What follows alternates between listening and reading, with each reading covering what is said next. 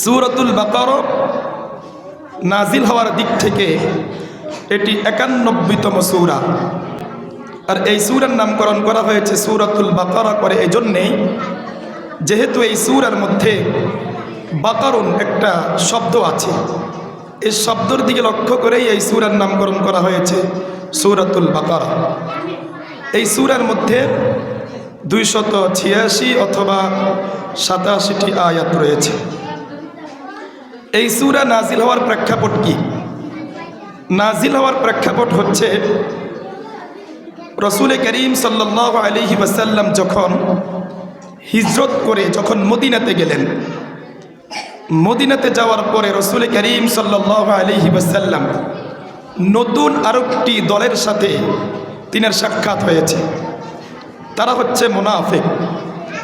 আর মুনাফিকের সর্দার ছিল আব্দুল্লাহ ইবনে উবাই। রাসূল করিম সাল্লাল্লাহু আলাইহি ওয়াসাল্লামের বিরুদ্ধে মুনাফিকদের সর্দার আব্দুল্লাহ ইবনে উবাই সে বিভিন্ন ষড়যন্ত্র করতে লাগলো। তাহলে এখন 3 শ্রেণী হলো।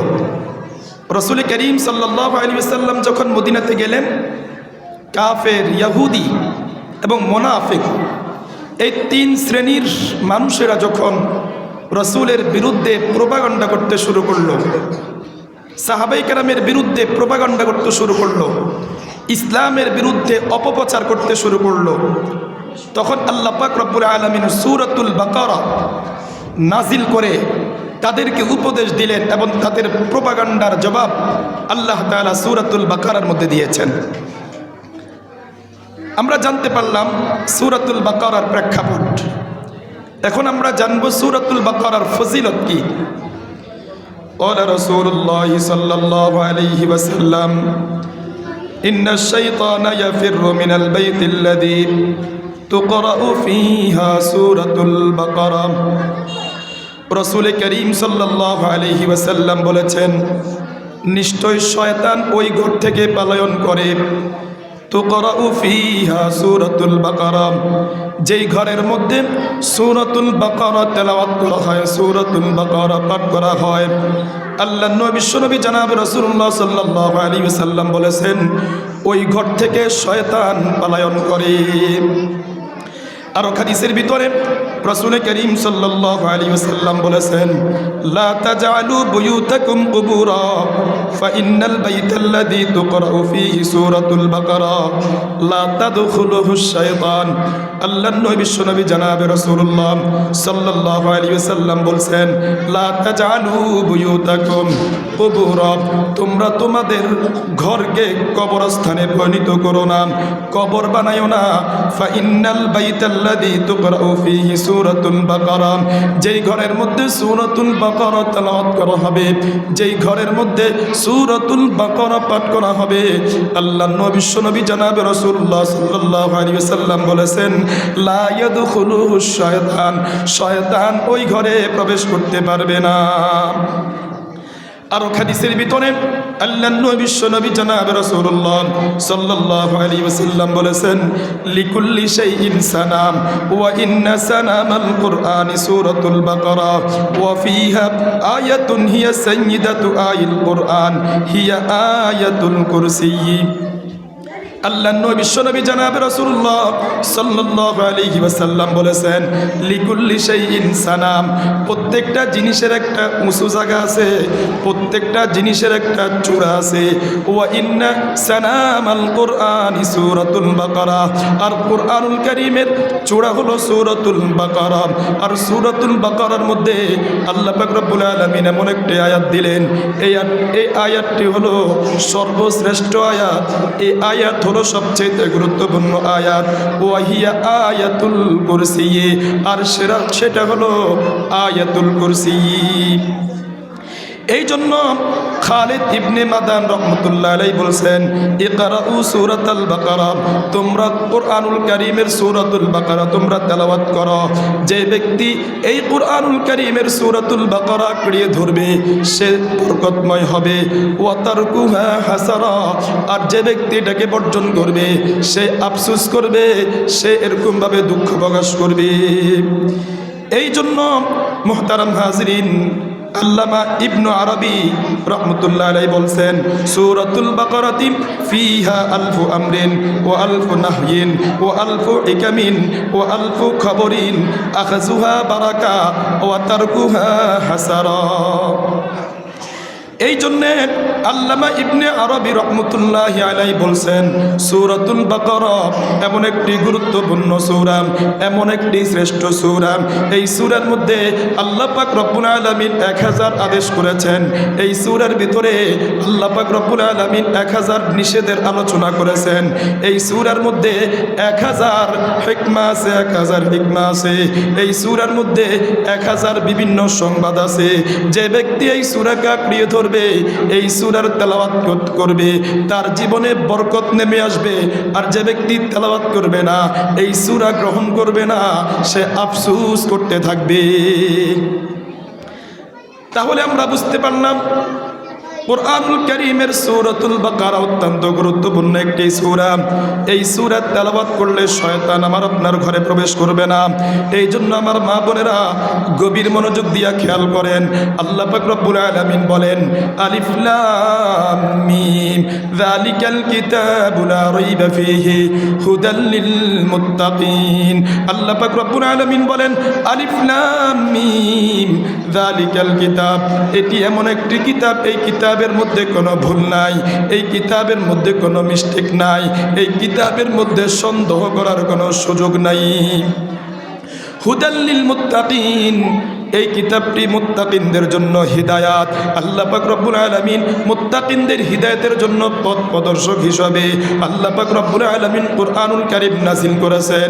আল্লাহর নবী বিশ্বনবী জনাব রাসূলুল্লাহ সাল্লাল্লাহু আলাইহি ওয়াসাল্লাম বলেন, মান ক্বারাআ হারফাম মিন কিতাবিল্লাহি ফালাহু বিহি হাসানা ওয়াল হাসানাতু বিআশরি আমসালিহা লা আকুলু আলিফ লাম মিম হারফুন বাল আলিফুন হারফুন ওয়া লামুন হারফুন ওয়া মিমুন হারফুন আও কামা ক্বালা an-নাবিয়্যু আলাইহিস সালাতু ওয়াস সালাম। আল্লাহর নবী বিশ্বনবী জনাব রাসূলুল্লাহ সাল্লাল্লাহু আলাইহি ওয়াসাল্লাম বলেছেন, যেই ব্যক্তি কুরআনুল কারীমের একটা হরফ পড়বে, একটা হরফ পড়বে, আল্লাহ পাক রব্বুল আলামিন তার আমলনামার মধ্যে কমপক্ষে 10টা নেকি লিখে দিবেন। আল্লাহর নবী বিশ্বনবী জনাব রাসূলুল্লাহ সাল্লাল্লাহু আলাইহি ওয়াসাল্লাম বলেন, আমি বলি না আলিফ লাম মিম হারফুন, আমি বলি না আলিফ লাম মিম এটা একটি হরফ, বরং আমি বলি আলিফুন হারফুন ওয়া লামুন হারফুন ওয়া মিমুন হারফুন। আলিফ একটা হরফ, লাম একটা হরফ, মিম একটা হরফ। আল্লাহ পাক রব্বুল আলামিনের কোন বান্দা বান্দে যদি শুধুই পড়ে আলিফ লাম মিম এই শব্দটি পড়তে দেরি, তার আমলনামার মধ্যে 30টা নেকি উঠতে দেরি হবে না। মুফাসসিরিন কেরাম লিখছেন, আলিফ লাম মিম এটার অর্থ আল্লাহ পাক রব্বুল আলামিন ভালো জানেন। আল্লাহ পাক রব্বুল আলামিন ছাড়া এটার অর্থ আর কেউ জানে না। এটার মধ্যে আল্লাহ পাক রব্বুল আলামিন কি বুঝাইছেন এটি আল্লাহ পাক রব্বুল আলামিন ভালো জানেন। আল্লাহু আকবার। আল্লাহ পাক রব্বুল আলামিন বলেন, আলিফ লাম মিম যালিকাল কিতাব, এখানে আল্লাহ পাক রব্বুল আলামিন বলছেন যালিকাল কিতাব, যালিকা শব্দ ব্যবহার করেছেন, কিন্তু আমরা তারজমা করি হাদাল কিতাব, এটি এমন একটা কিতাব। মুফাসসিরিন কেরাম লিখেছেন, আল্লাহ পাক রব্বুল আলামিন এখানে হাযা ব্যবহার না করে আল্লাহ পাক রব্বুল আলামিন এখানে যালিকা কেন ব্যবহার করছেন? মুফাসসিরিন কেরাম লিখেছেন লিত্তাযীম, সম্মানের জন্য, মর্যাদার দিকে লক্ষ্য করে আল্লাহ পাক রব্বুল আলামিন এখানে হাদাল কিতাব বলেন নাই, বলেছেন যালিকাল কিতাবু লা রাইবা ফীহি হুদাল লিল মুত্তাকিন। আল্লাহ পাক রব্বুল আলামিন এজন্যই যালিকা ব্যবহার করছেন। এটি এমন একটি কিতাব, এই কিতাবের মধ্যে কোনো ভুল নাই, কোনো মিস্টেক নাই, সন্দেহ করার কোনো সুযোগ নাই। পেপার পত্রিকার নিউজের মধ্যে ভুল থাকতে পারে, এমপি পরিষদের সিদ্ধান্তের মধ্যে ভুল থাকতে পারে, আল্লাহু আকবার, আন্তর্জাতিক মিডিয়া সংবাদের মধ্যে ভুল থাকতে পারে, কিন্তু আল্লাহ পাক রব্বুল আলামিন যা বলেছেন, আমার আপনার নবী বিশ্বনবী জনাবে রাসূলুল্লাহ সাল্লাল্লাহু আলাইহি ওয়াসাল্লাম যা বলেছেন, শতভাগ সত্য, মিথ্যার কোনো মিশ্রণ নাই। নাই, মিথ্যার কোনো সম্ভাবনা নাই। এজন্য আল্লাহ পাক রব্বুল আলামিন বলছেন যালিকাল কিতাবু লা রাইবা ফিহি হুদাল লিল মুত্তাকিন। আল্লাহ পাক রব্বুল আলামিন বলেন এটি এমন একটি কিতাব, এই কিতাবের মধ্যে কোনো ভুল নেই, কোনো মিস্টেক নেই, সন্দেহ করার কোনো সুযোগ নাই। হুদাল লিল মুত্তাকিন, এটি মুত্তাকিনদের জন্য হিদায়াত। এরপরে আল্লাহ পাক রব্বুল আলামিন উম্মতদেরকে জানা দেয়, বান্দাবান্দিদেরকে জানা দেয় মুত্তাকিন কাকে বলে। মুত্তাকিনদের পরিচয় আল্লাহ পাক রব্বুল আলামিন আলোচনা করেছেন আল্লাযীনা ইউমিনুনা বিল গায়ব। আল্লাহ পাক রব্বুল আলামিন বলেন মুত্তাকিন তো ওই সমস্ত ব্যক্তিরা আল্লাযীনা ইউমিনুনা বিল গায়ব, যারা অদৃশ্যের উপর ঈমান আনয়ন করে, অদৃশ্যের বিষয়গুলোকে যারা বিশ্বাস স্থাপন করে, অস্তিত্বের বিষয়ের উপর যারা ঈমান আনয়ন করে, তারা হলো মুত্তাকিন। আল্লাহু আকবার। আমরা জান্নাত দেখি নাই কিন্তু জান্নাত বিশ্বাস করি, জাহান্নাম দেখি নাই কিন্তু জাহান্নামকে আমরা বিশ্বাস করি, ফুলসিরাত দেখি নাই কিন্তু আমরা ফুলসিরাতের উপর ঈমান আনয়ন করেছি, তাকদীরের উপর আমরা বিশ্বাস স্থাপন করি। আল্লাহ পাক রব্বুল আলামিন বলেন আলিফ লাম মিম যালিকাল কিতাবু লা রাইবা ফিহি হুদাল লিল মুত্তাকিন। আল্লাহ রাব্বুল আলামিন বলেন এটি এমন একটি কিতাব, এই কিতাবের মধ্যে কোনো ভুল নাই, এই কিতাবের মধ্যে কোনো মিস্টেক নাই, সন্দেহ করার কোনো সুযোগ নাই। হুদাল লিল মুত্তাকিন, এটা মুত্তাকিনদের জন্য হেদায়াত। কারা মুত্তাকি? আল্লাহ পাক রব্বুল আলামিন মুত্তাকিনদের এক নম্বর গুণ আলোচনা করতেছেন আল্লাযীনা ইউমিনুনা বিল গায়ব, যারা অদৃশ্যের উপর ঈমান আনয়ন করে। আমরা আল্লাহ পাক রব্বুল আলামিনকে দেখি নাই কিন্তু আল্লাহ পাক রব্বুল আলামিনের উপর বিশ্বাস স্থাপন করেছি, জান্নাত জাহান্নামকে আমরা বিশ্বাস স্থাপন করেছি। ওয়ায়ুকিমুনাস সালাত, যারা মুত্তাকি হবে তাদের দুই নম্বর গুণ ওয়ায়ুকিমুনাস সালাত, তারা নামাজ প্রতিষ্ঠা করবে। নামাজের যত গুণাবলী আছে, যত আরকান আছে, যত ওয়াজিব আছে, সবগুলোকে পুঙ্খানুপুঙ্খানুভাবে আদায় করে নামাজ আদায় করবে। মুত্তাকিনদের এক নম্বর গুণ আল্লাযীনা ইউমিনুনা বিল গায়ব, অদৃশ্যের বিষয়ের উপর ঈমান আনয়ন করবে। দুই নম্বর আল্লাযীনা ইউকিমুনাস সালাহ, আল্লাযীনা ইউমিনুনা বিল গায়ব ওয়া ইউকিমুনাস সালাহ, দুই নম্বর তারা নামাজ প্রতিষ্ঠা করবে। নামাজ পড়লে কি লাভ? قال النبي صلى الله عليه وسلم الصلاة عماد الدين من أقامها فقد أقام الدين ومن هدمها فقد هدم الدين أو كما قال النبي عليه الصلاة والسلام। আল্লাহ নবী বিশ্ব নবী জনাব রাসূলুল্লাহ সাল্লাল্লাহু আলাইহি ওয়াসাল্লাম বলছেন আসসালাতু ইমাদুদ্দিন, নামাজ হচ্ছে দ্বীনের স্তম্ভ। যে ব্যক্তি নামাজ পড়লো সে দিনকে ঠিক রাখলো, আর যে ব্যক্তি নামাজ পড়লো না সে দিনকে ধ্বংস করে দিল। আল্লাহ নবী বিশ্ব নবী জনাব রাসূলুল্লাহ সাল্লাল্লাহু আলাইহি ওয়াসাল্লাম একদিন সাহাবায়ে কেরামদেরকে লক্ষ্য করে বলেছিলেন, ও সাহাবায়ে কেরামরা শোনো, তোমাদের বাইরের সামনে যদি একটা কূপ থাকে, একটা ঝর্ণা থাকে, যেই ব্যক্তি এই কূপের মধ্যে, এই ঝর্ণার মধ্যে দৈনিক 5 বার গোসল করবে, তার শরীরের মধ্যে কোনো ময়লা বর্জনা থাকতে পারে কিনা? সাহাবায়ে কেরাম বললেন, ও আল্লাহর নবী, যেই ব্যক্তি দৈনিক 5 বার গোসল করবে তার শরীরের মধ্যে কোনো ময়লা বর্জনা থাকতে পারে না। আল্লাহর নবী বিশ্ব নবী জনাব রাসূলুল্লাহ সাল্লাল্লাহু আলাইহি ওয়াসাল্লাম বলেছেন, ও আমার সাহাবায়ে কেরামরা শোনো, যেই ব্যক্তি দৈনিক 5 ওয়াক্ত নামাজ পড়বে তার আর কোনো গুনাহ থাকবে না। এই জন্য আমার মা বোনেরা, আমার যত কাজ থাকুক, আমার যত ব্যস্ত থাকুক, আমার যত পেরেশানি থাকুক, নামাজ ছাড়বো না, নামাজ ছাড়বো না। মুত্তাকিনদের এক নম্বর গুণ আল্লাযীনা ইউমিনুনা বিল গায়ব, তারা অদৃশ্যের উপর ঈমান আনয়ন করবে। দুই নম্বর ওয়া ইউকিমুনাস সালাহ, নামাজ প্রতিষ্ঠা করবে। এই জন্য আমার মা বোনেরা, আল্লাহর নবী বিশ্ব নবী জনাব রাসূলুল্লাহ সাল্লাল্লাহু আলাইহি ওয়াসাল্লাম বলছেন, আল মারআতু ইযা সাল্লাত খামসাহা ওয়া সামাত শাহরাহা ওয়া আতাআত বালাহা ওয়া আহসানাত ফারজাহা দাখালাত মিন আইয়ি আবওয়াবিল জান্নাতি শাআত। আল্লাহর নবী বিশ্ব নবী জনাবে রাসূলুল্লাহ সাল্লাল্লাহু আলাইহি ওয়াসাল্লাম বলেছেন, যে মহিলা চারটি কাজ করবে আল্লাহ পাক রব্বুল আলামিন ওই মহিলার জন্য জান্নাতের একটি নয় দুইটি নয়, জান্নাতের 8টি দরজা আল্লাহ পাক রব্বুল আলামিন উন্মুক্ত করে দিবেন। ওই মহিলা জান্নাতের যেই দরজা দিয়ে ইচ্ছা প্রবেশ করতে পারবে।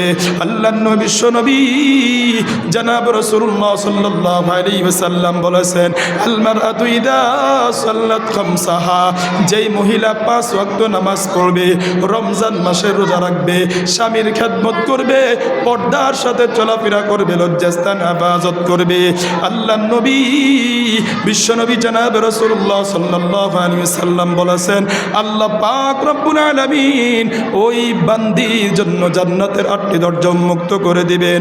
ওই বান্দি জান্নাতের যে দরজা দিয়ে ইচ্ছা প্রবেশ করতে পারবে। মুত্তাকিনদের 3 নম্বর গুণ আল্লাহ পাক রব্বুল আলামিন বলেন, ওয়া মিম্মা রাযাকনাহুম ইউনফিকুন। আল্লাহ পাক রব্বুল আলামিন আমাদেরকে যে অর্থ সম্পদ দান করেছেন, এই অর্থ সম্পদ থেকে আল্লাহর রাস্তায় ব্যয় করতে হবে।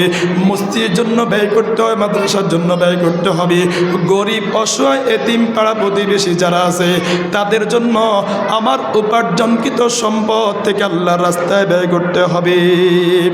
তাহলে মুত্তাকিনদের 1 নম্বর গুণ আল্লাযীনা ইউমিনুনা বিল গায়ব, যারা অদৃশ্যর উপর ঈমান আনয়ন করবে।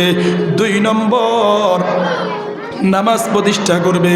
3 নম্বর ওয়া মিম্মা রাযাকনাহুম ইউনফিকুন। আল্লাহ পাক রব্বুল আলামিন আমাদেরকে যে অর্থ সম্পদ দান করেছেন, এই অর্থ সম্পদ থেকে আল্লাহর রাস্তায় ব্যয় করতে হবে। 4 নম্বর والذين يؤمنون بما أنزل إليك وما أنزل من قبلك وبالآخرة هم يوقنون। মুত্তাকিনদের 4 নম্বর গুণ আল্লাহ পাক রব্বুল আলামিন আমার আপনার নবী বিশ্বনবী জনাব রাসূলুল্লাহ সাল্লাল্লাহু আলাইহি ওয়াসাল্লামের উপর যেই কিতাব আল্লাহ পাক রব্বুল আলামিন নাযিল করেছেন, এবং আল্লাহর নবীর আগে অন্য নবীদের উপর যে সমস্ত আসমানি কিতাব আল্লাহ পাক রব্বুল আলামিন নাযিল করেছেন, এগুলোর উপর ঈমান আনয়ন করতে হবে।